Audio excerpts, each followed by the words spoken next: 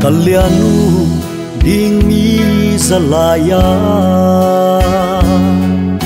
kasui sing vang mu zo sing ai vang sian mang hing lem gelin sim veng vang qua pan kim boy mu ing ei ma sui sui hat tu a hi si sian mang ei lai tan sa a hi e kang ai kim boyo ginum ta inum in kei zong si tanin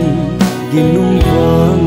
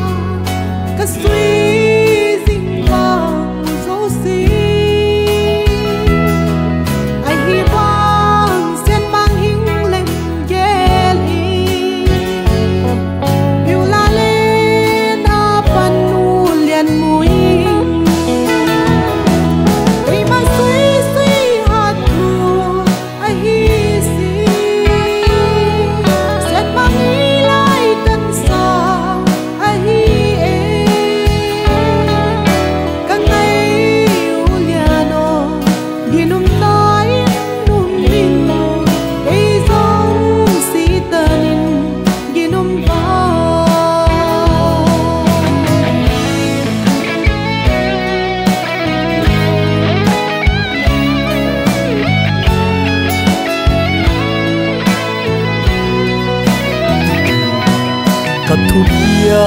bang na dingin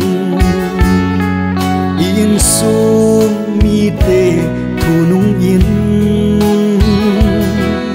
idam sum i thu oi tua le sian mang wal sol na ital din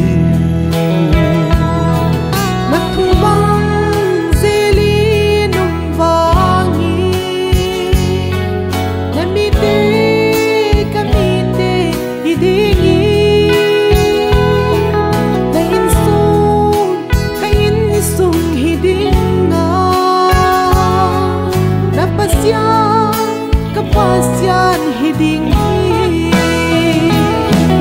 ei ni ki sui hatu ahi si sian mang ei lai tan sa ahi ei ni ki ginum ta inum le sian mang in buan zong nei ba ei ni ki sui hatu ahi si sian mang ei lai tan sa ahi